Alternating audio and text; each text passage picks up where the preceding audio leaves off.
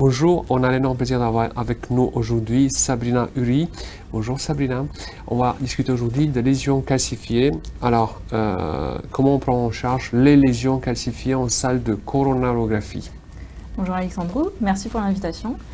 Bien écoute, on les prend en charge en fait tout d'abord de façon de plus en plus fréquente, puisque on pense que c'est à peu près 20% de nos angioplasties, donc on en voit quasiment tous les jours des patients qui ont des lésions calcifiées. Après, il va falloir faire attention parce que ce sont des lésions plus complexes à prendre en charge, puisqu'il va y avoir potentiellement des difficultés de franchissement de matériel. Et il est très très important d'arriver à avoir un résultat optimal de son angioplastie parce que si le résultat n'est pas optimal, ça risque de grever le pronostic de notre patient avec, et c'est prouvé dans les études même à long terme, à 10 ans, de moins bons pronostics, de plus de MACE chez ces patients qui avaient des lésions calcifiées. Tout à fait, donc le danger c'est de poser un stent sur une lésion qui n'est pas bien préparée, sur une calcification, et donc ça risque après d'avoir... Ça va faire le lit des resténoses ou des pseudo-resténoses, puisque finalement tu avais un stent qui n'était pas bien ouvert, et puis le lit de la thrombose de stent, à plus ou moins long terme. Et dans l'immédiat, pendant la procédure, le risque de complication même, puisque tu vas traiter ton calcaire avec un risque de perforation de coronaire, un risque de dissection, un risque de dessertir ton stent en voulant l'amener au contact de la lésion, donc plein de complications potentielles. Actuellement, on utilise de plus en plus, en tout cas dans mon cath lab, l'imagerie intracoronaire pour nous aider à traiter de façon optimale ces lésions. Alors, pas systématiquement, puisqu'on a des coûts qui a quand même à réguler, mais on essaye, quand c'est possible, d'utiliser l'imagerie intracoronaire pour nous aider à choisir la technique d'angioplastie adaptée à la lésion calcifiée qu'on a réussi à identifier et optimiser le résultat après la pose du stent. Donc, devant une lésion calcifiée, bien sûr, certaines lésions, tu fais appui à l'imagerie. Qu'est-ce que tu utilises, AVUS, OCT? Et peut-être juste nous dire un peu quels sont les critères qui t'amènent à mieux préparer la lésion avant et après la pose de stent, optimiser le résultat peut-être. Ok.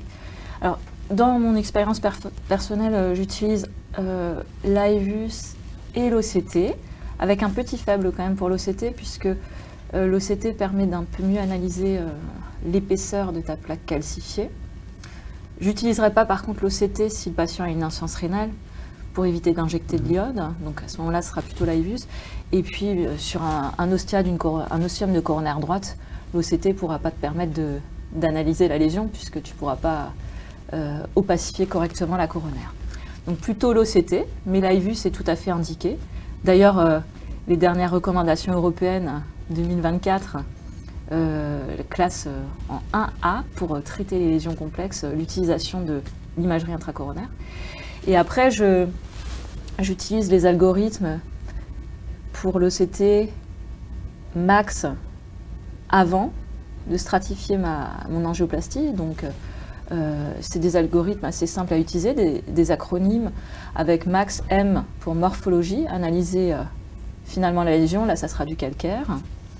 Ensuite, tu as la surface, le diamètre, et puis ensuite après ça, en fonction, j'utilise des scores. Donc tu as le score OCT et le score AVUS.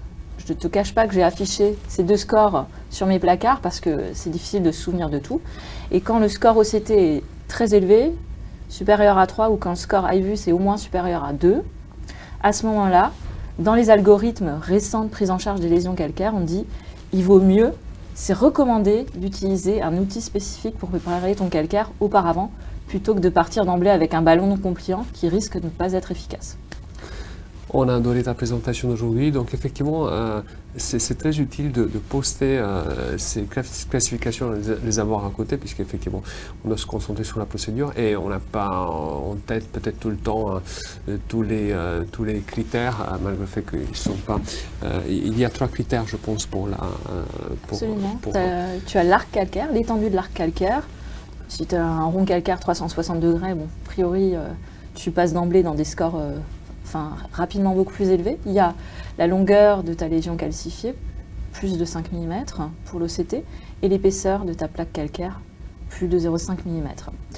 Et donc, quand tu as ces scores qui sont élevés, on te propose l'utilisation d'un outil spécifique du calcaire, qui est soit l'atérectomie rotative, rotablator, soit l'atérectomie orbitale, ou bien la lithotricie intracoronaire ou shockwave. Parfait. Est-ce que, alors, bien sûr, chaque procédure a ses spécificités et on n'a pas suffisamment de temps pour détailler, mais peut-être nommer, grosso modo, certaines indications plus spécifiques pour chaque procédure ou pour chaque outil. Oui. Peut-être quelle est la lésion idéale pour la lésion calcifiée où on pourra idéalement utiliser rotablateur, shockwave. D'accord, oui. Alors, par exemple, sur du calcium superficiel, intimal, une sténose assez longue calcifiée, on va plutôt utiliser de l'atérectomie, rotative ou orbitale.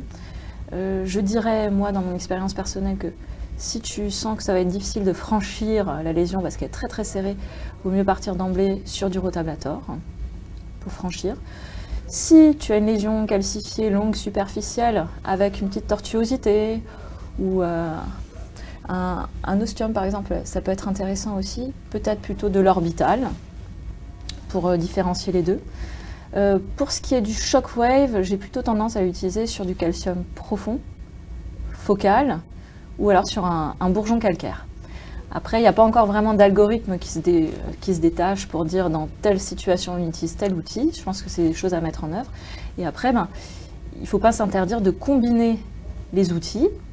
Une fois qu'on est parti sur un outil, on refait un run d'imagerie intracoronaire pour voir comment la lésion a réagi à ta préparation du calcaire. Tu seras plutôt satisfait si tu vois les traits de fracture du calcaire et si tu vois que ta surface intraluménale a bien augmenté. À ce moment-là, plutôt satisfait, tu vas pouvoir te dire je vais pouvoir stenter après avoir mis encore gonflé un ballon non compliant.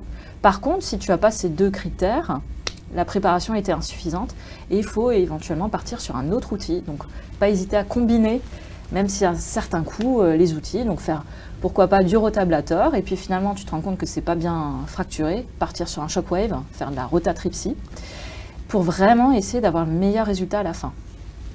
Parfait, c'est bien clair.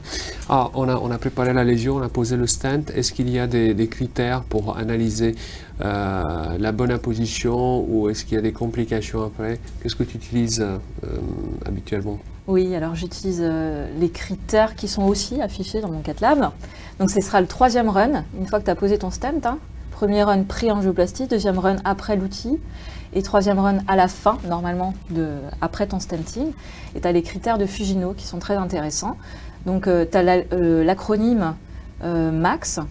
Donc, MAX pour Medial Dissection, A pour Apposition et X pour Expansion. Donc, voir si tu as une dissection en amont ou en aval de ton stent. Des critères pour savoir s'il faut traiter ou pas sa dissection. Si elle touche que l'intima et qu'elle représente moins de 90 degrés, pas besoin d'y toucher. Ensuite, la position de tes mailles, être sûr qu'il n'y ait pas de malopposition. Pareil, là, on a des critères en OCT, moins de 0,4 mm sur une petite distance, pour dire ça va, pas de malapposition significative, on peut s'arrêter là. Et enfin, l'expansion, qui est importante, il faut au moins avoir 80% d'expansion de ton stent. Et l'idéal, c'est d'avoir plus de 90%. Sinon, le stent est sous-expandu et il y a un moins bon pronostic à long terme. Il faut se contenter d'une très discrète et minime malapposition juste après la calcification, s'il s'agit d'un bourgeon calcaire. Et puis, on voit que le reste du stent est très bien imposé. On ne peut pas avoir un résultat parfait non plus, non? Voilà, c'est ça. Il faut savoir être raisonnable. Il ne faut pas surtraiter les patients à cause de ce qu'on voit en imagerie. C'est pour ça que ces petits critères sont utiles et c'est, je pense, intéressant de les avoir à côté puisqu'on ne fait pas quand même tous les jours d'imagerie dans nos CATLAB. Parfait, je te remercie Sabrina. Merci beaucoup Alexandre.